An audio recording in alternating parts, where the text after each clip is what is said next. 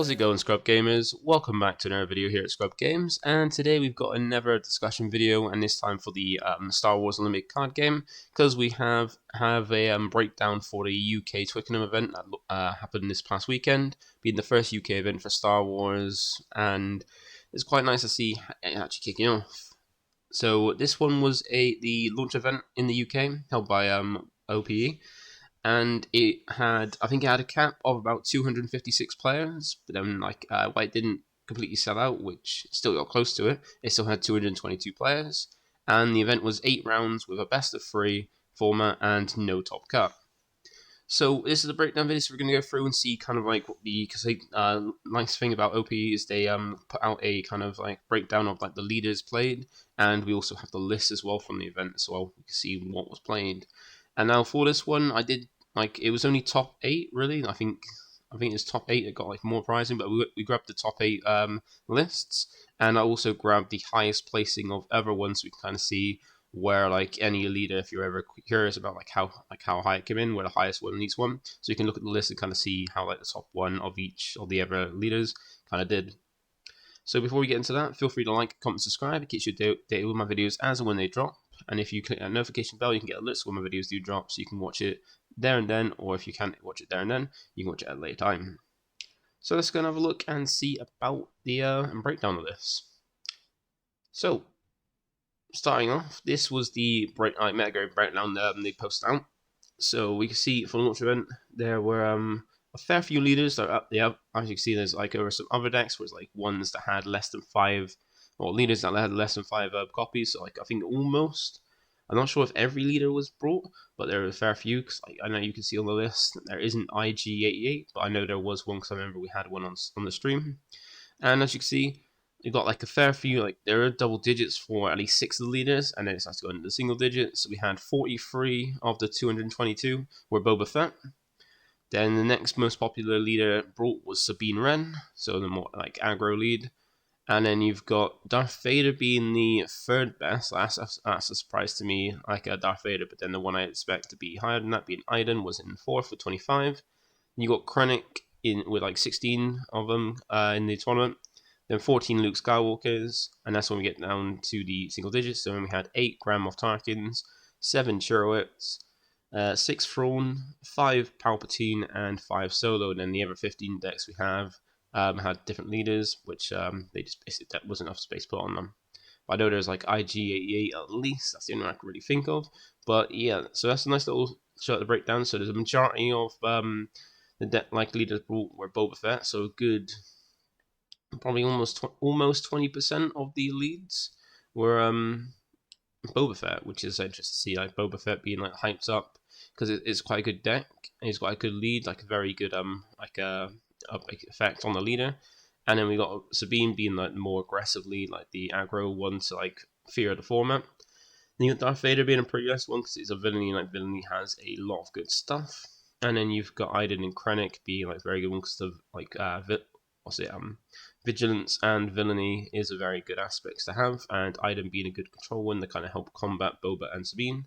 And you got Luke as well coming in because people do love like Luke and Vader because they're like quite iconic for the game. And then you got the other ones that are like more like roguish picks to go into it. So that's a breakdown of like the leaders that were in the event. And now we're going to have a look at the lists, and we'll start off with first place all the way down to 8th. Then we'll look at the highest placing of the ever of the ones that we don't cover in the top 8. So the first one we've got is a Boba Fett. So a command Boba Fett. So like you can probably see a recurrent thing in this top cut with the Boba Fett lists. So we've got our first one being the command Boba Fett using the energy conversion lab. I've seen it, and it probably is likely to be the best base in the game, because just the epic action to give something ambush at 6 or less is a nice way to kind of like help take control of the game. And as you can see, like mostly all the good ones, all like the good command cards, all the good cunning cards put together, like one Viper Droid in there as well as like a villainy card. I'm not going to really go over too much list because why I'm like still quite newish to the game. I'm not like 100% on like the takes and like why cards are put in, but you can just see. We'll just go over it briefly. So you got this, like most of the cards you expect to see from command, and you got like a fair few ambush cards. Like you've got Bosch, and also you've got the Steadfast Battalion as well, a nice one to help, like especially with Energy Conversion Lab, to be able to take out things quite easily because it's a 5/5, and when on attack it gets it can give itself extra 2/2 to its power and HP to kind of help, and that normally can take out most leaders and stuff, so you can come and drop them down. Then you got the Ramp in Resupply and Super Laser Technician, which is a nice thing that Command Villainy get, where they get like the Super Laser Technician being a unit you can get quite get the Ramp in quite well, and also comes in active as well to use. And then a very good of the good villainy cunning units, Boss as well being a never ambush, that also does a bit of damage as well when you use your events. And then Vader as well, to like Vader bringing out Boba Fett is quite nice, and then Reinforcement Walker for the late game. And also Overwhelming Barrage being one of the strongest cards in the game is a nice one as well. They've all got side deck as well, so you can see tonight. I'm not going to go completely over the side deck because I'm not really with sideboarding yet. Like I haven't really played with a sideboard or played that competitively yet. But I will be getting more competitively into this game because it's such a great game. But that's the first place.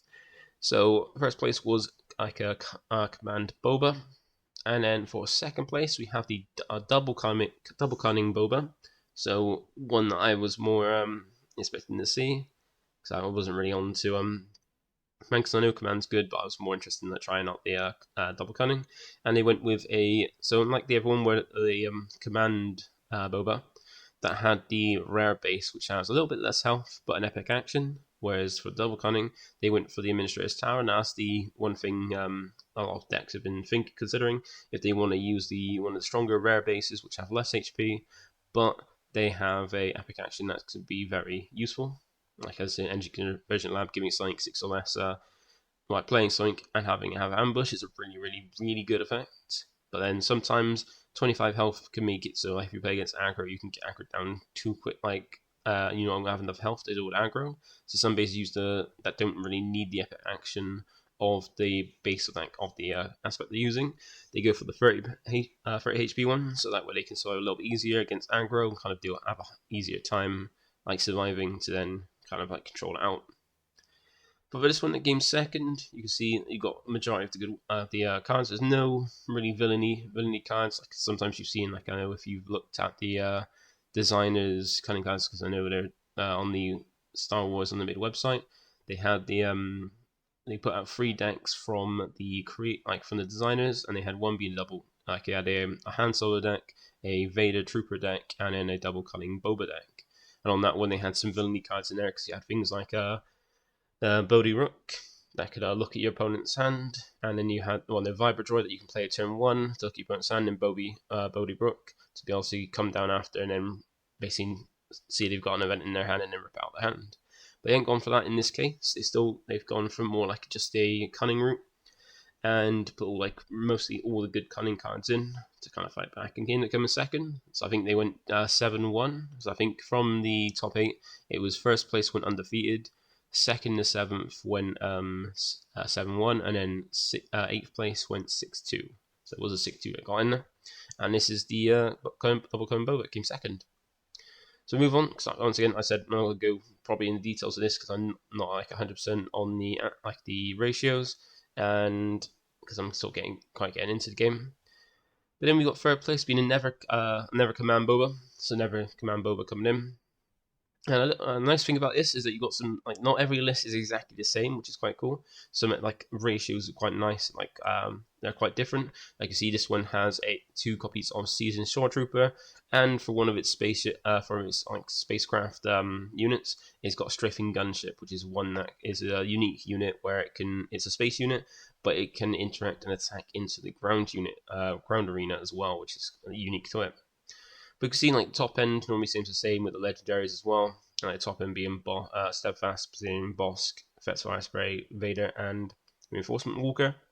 But the same kind of ramp, only 2 resupply, but then you've got resupply and super laser technician, so you've got a good amount of ramp. And just a slightly little bit different. But once again, congrats to this player for getting to third. Give me a fourth being a never Command Boba. You might be seeing you might be thinking how many are going to be in there. Well, we're going to see as we get through the top 8. And it's like once again another of the same kind of combination of leader and base, being Boba with the energy conversion lab as the base. But the main list is a little bit different. Like this one has 3 traitorous.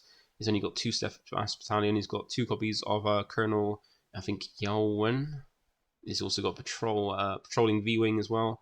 2 Viper droid, like an escort skiff as well. So going quite heavy on the a little bit heavier on the ambush a bit, with Vader, Bosk, and Escort Skiff. But like you can see, even though the list like so far they've been the first 4 have been the same leader, with like at least 3 of the ones being the same base, the lists are slightly different, which is quite nice. Even though it's the same kind of base and leader combination, you still got different lists and like different text being used, which is nice to see. Then we got 5th being once again a never command Boba. So that's right, top 5 were all Boba and same leader combination, but once again, different combinations in terms of like cards used. Like this one has 3 Viper droids. So I think it's the first time we've seen 3 Viper droids in a list, but only 2 resupply and 3 laser technicians. So a little bit different on the. I think the other one that had Viper droid, it had 3 and 3 of the ramp cards. And it's got 1 traitorous, and then the list, like in the side deck, has got 2 change of heart and things like that, and the the 3rd copy of resupply in the sideboard. So then we go down to 6th. Once again, being a never command Boba. So yeah, top 6 were all Boba. You might be thinking how many Boba are actually in this. Well, once we get 8, you'll kind of see. And this one, once again, like slightly different. And 3 Hyper Droids, like 3 of each of the ramp. Like already 3 of everything apart from like one shoot first, and 2 of Wayland and Traitorous. So kind of like similar, like the main staples are all the same. Like you have the 3 fire spray, the 3 Vader, the 3 Boba, 3 overall and Barrage and things like that.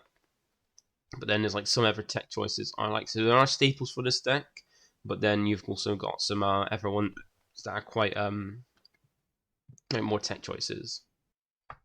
So now we're going to have a look at 7th. So 7th was a 2nd double cunning Boba. So I hope we're kind of like going off on a little bit different now. So like 2nd was a double cunning, and so was 7th, and they're both running the same kind of base, a miniature tower, but in a 30k base, a 30 health base, rather than a rare one. But this one's gone a little bit differently, where they have gone with more of the not just all cunning cards. They've gone like come out of it. So they've also made use of some cards that you wouldn't kind of really expect to have or want to play in the deck as well, which is quite interesting. It's like this one is, I think, was quite nice because there's some things you wouldn't really want to play, like Cantina Bounce. Like Cantina Bouncer is one I would not expect to see in a deck that would be the greatest, but they've put in, and they've got 7th with it, going 7-1.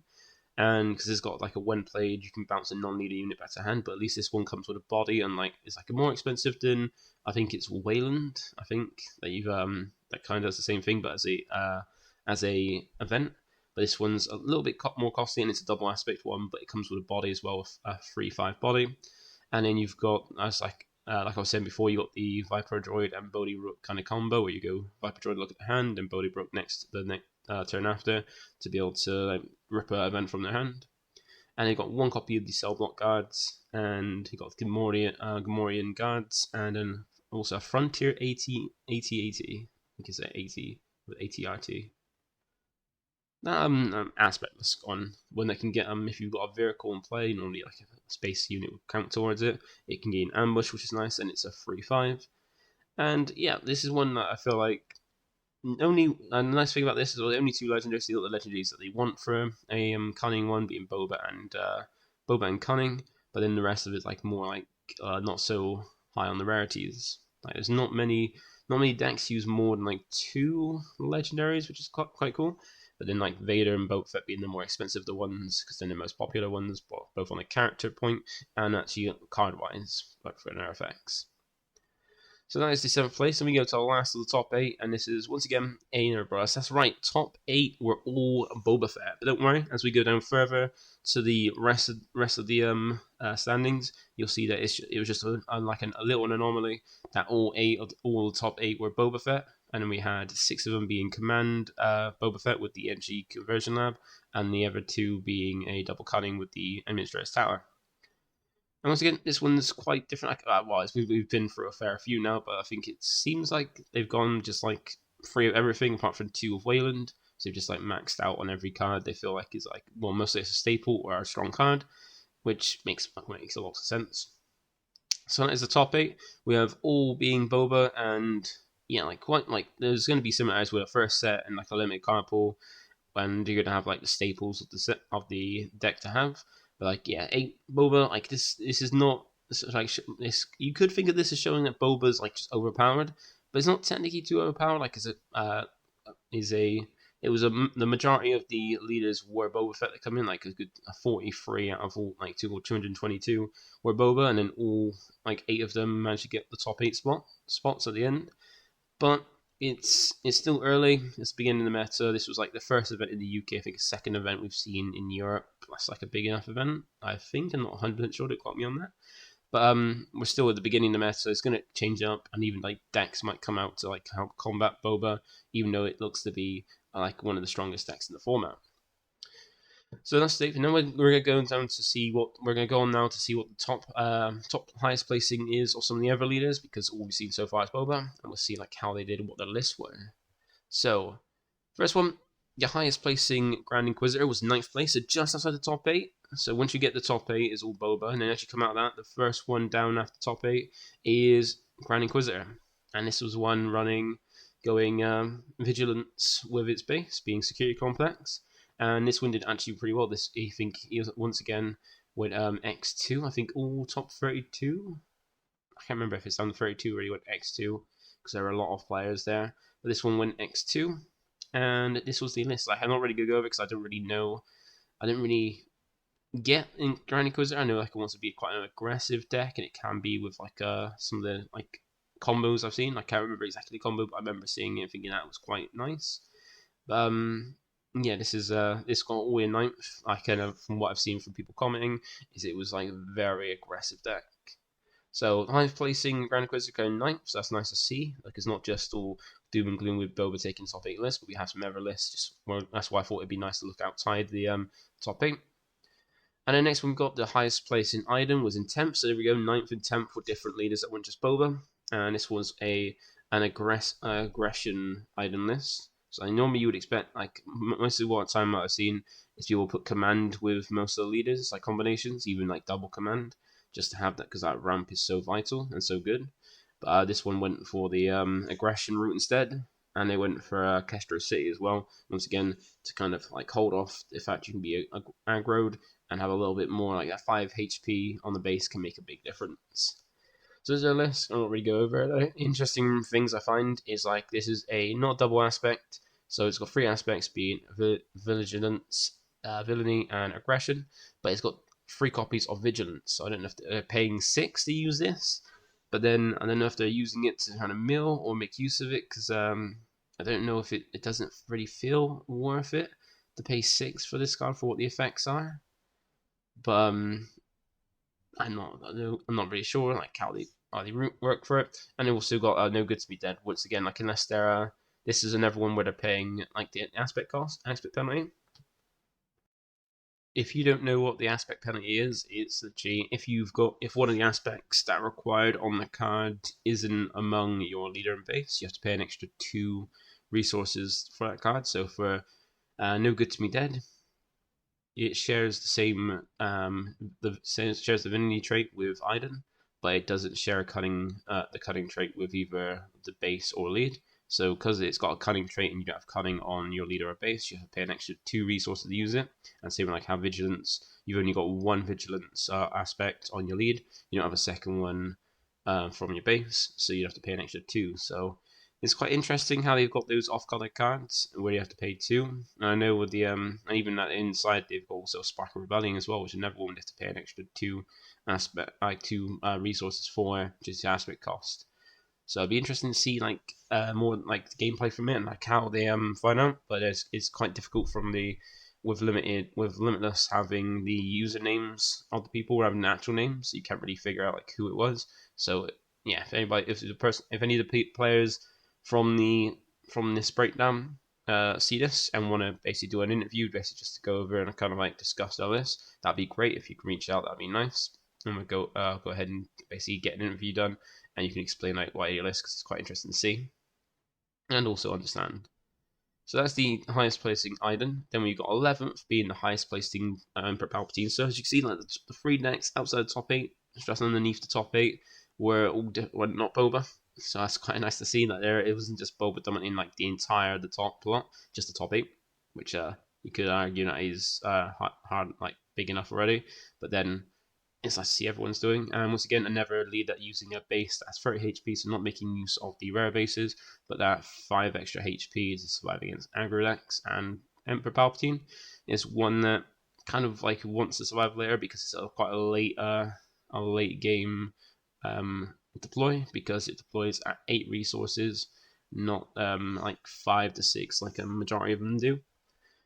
So it needs to get on later, and you can see this is quite similar like to the Boba list, like a Boba list, but with the Palpatine instead, like a different way to play. Like again, it's got a few different ones. Like it's got the Devastator being a big 10 drop unit, being stats being 10/10 as well, with Sentinel Overwhelm, and allowing you to just like KO anything, or deal 8 until 10 like number of your resources in damage to one of your opponent's units, like 10, and you've got the Emperor's Royal Guard as well, like a nice sentinel units that goes quite well with Palpatine, and some other ones as well, like Big Fortune as well, to get some like trick events like launched a little bit cheaper, which is quite nice. So this is the highest placing Palpatine. Next, we've got the highest player in Leia. So Leia came in at the highest, being 13th, being a aggression one, and we're using Tarkin Town as well. So like Leia's more one of the another one of those aggressive decks where it can put in a lot of pressure, just swinging rebels straight at like one after the other straight away. And this one is quite be very aggressive. I experienced this first Santa levels the other day, but this is quite nice. Like this one incorporates a like the 4 calls, I believe in, making sure that all their units are heroics. That way, when they use 4 calls, I believe in, that's a guaranteed 4 damage, and helps them set up the top 4 cards. They can either discard any of them, and put the rest on top of the deck in any order, so they know what like they're going to draw into for the next 2 cards when it comes to the next turn. And you can be like quite aggressive because it has quite a low cost in terms of cards with like decent like stats. So you can then use Leia's effect to attack with 1, and then attack with another rebel straight over to do a lot of damage in one swing before any of your units are dealt with. So Leia's a very good one, and 13th is the highest it went with this like command aggression combination.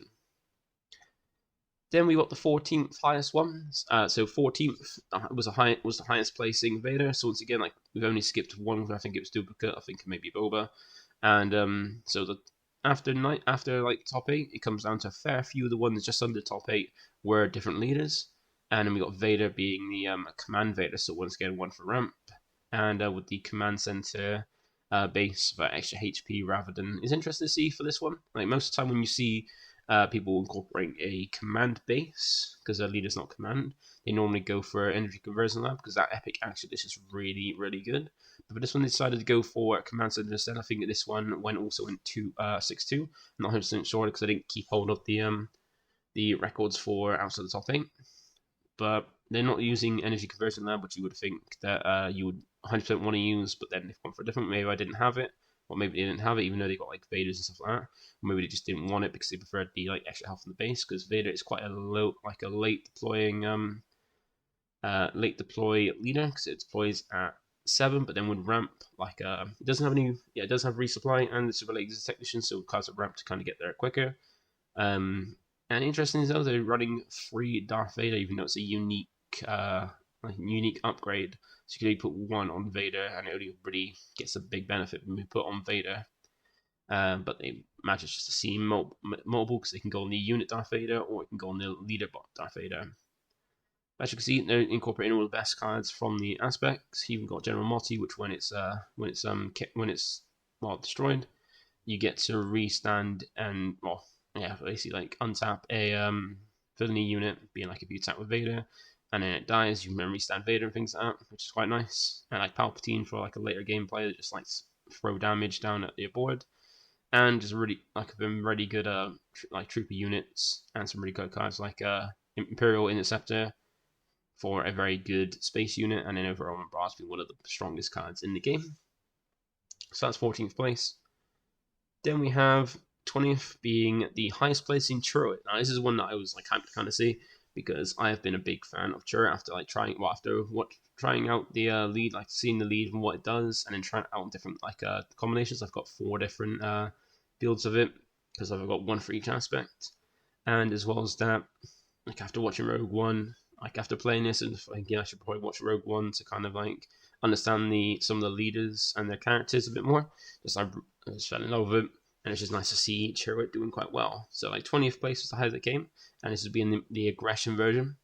And as you see, like quite a few like nice cards, like interesting text though, like very interesting, like Luke's lightsaber instead of just the Jedi lightsaber. Like Luke's lightsaber is along with Jedi lightsaber, even though you can only pop it on Luke.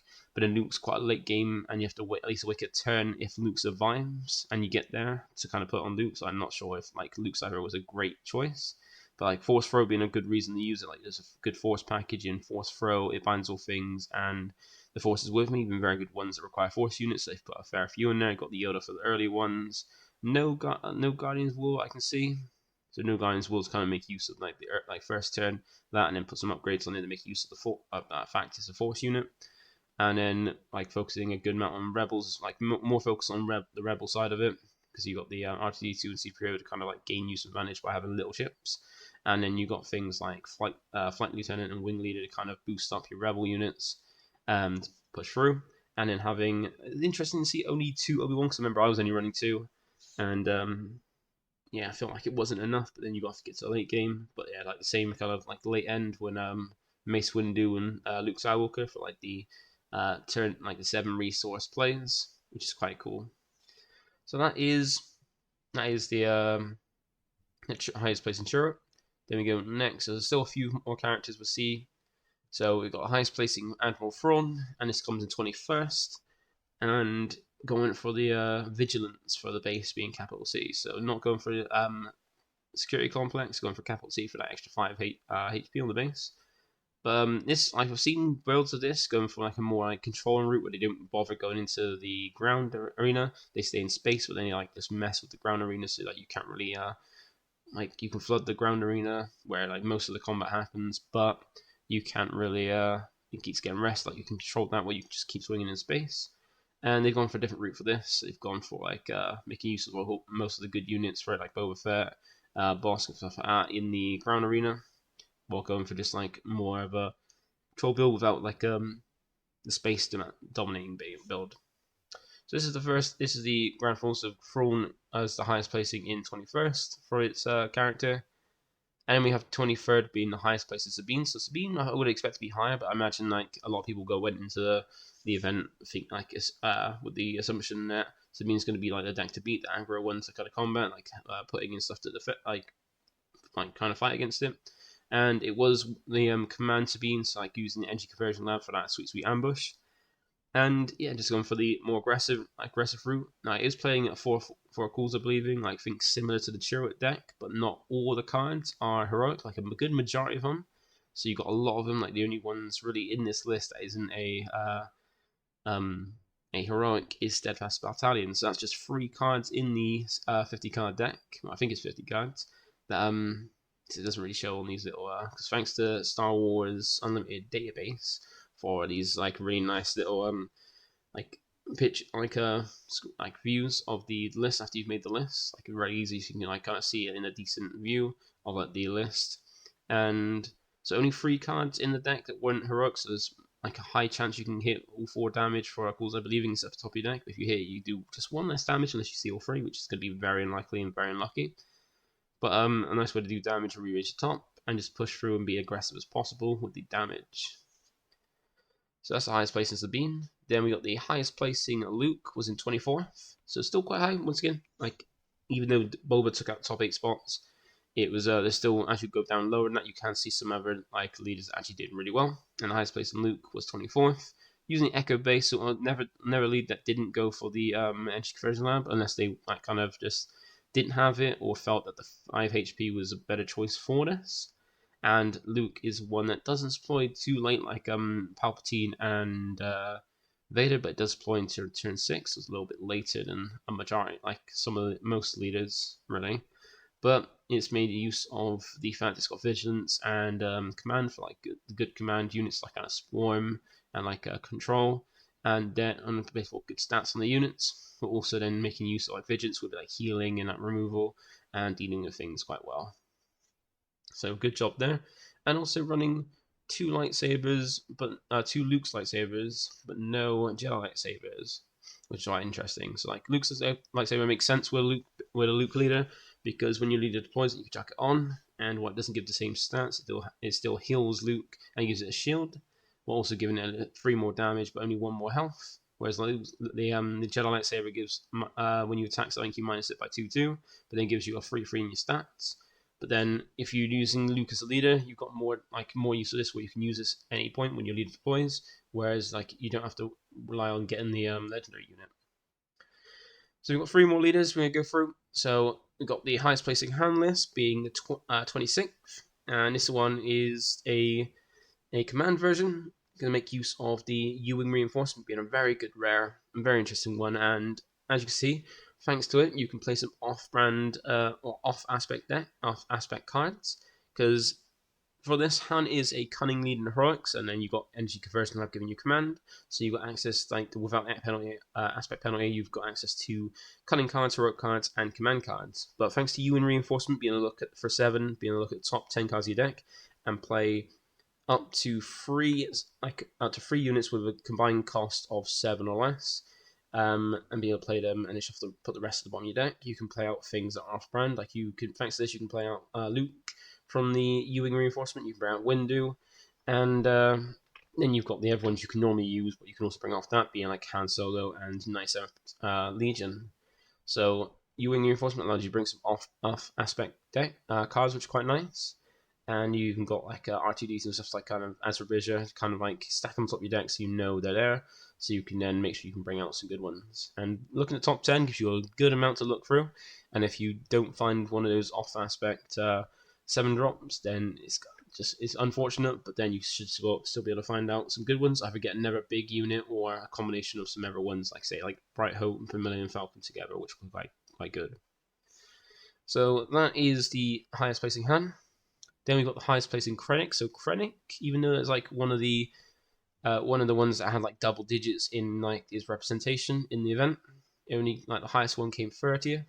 Also going with the what you would expect for the vigilance with command. So like with a vigilance villainy lead, you normally expect to go command, cause like vigilance and command go quite well together in their aspects.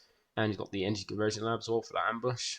And here it's like more of a control build, trying to like just because it gets stronger every time everything's damaged, and using like most of the good cards. Like you got Vader, you got Overrun Barrage, you've got Super Laser Blast Wall to clear, and you got like higher, like open to go to the higher ones because you've got both Resupply and Super Laser Technician to ramp yourself up.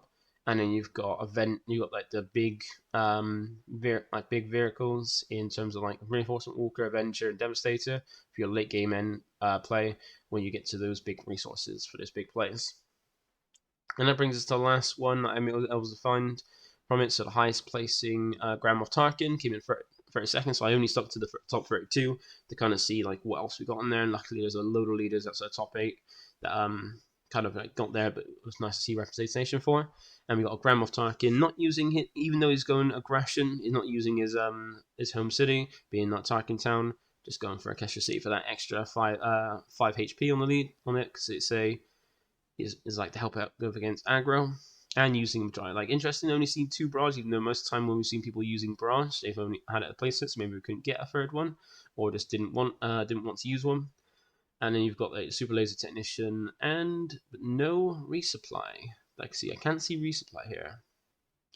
So using Super Laser Technician, but no resupply, like most like decks that if they have access to both Super Laser and resupply, they have at least some of them for both, so they can do some ramping, so they got more options to ramp. But this one only Super Laser Technician, no resupply to kind of ramp itself, so less ramping options than most decks, but a lot more text. Like you got 1 Darth Vader's lightsaber to go Darth Vader after drop him. and then some other really useful, like a lot of villainy text, and going for more of the Imperial ones, so that way you can get the benefit of Tarkin. So that is it for today. That is it for the breakdown, just to go over. So we can see the top 8 were all Boba, being a combination of 6 command Boba and then 2 double colors Boba, 2 double cunning Boba, and then we can see where the highest placing for some of the other leads were, so you can see it. And we're gonna have a link to the event down in the description below. So if you're interested in just looking for yourself, go ahead and do so. But thank you for watching. Feel free to like, comment, subscribe, and catch me in the next one. Bye for now.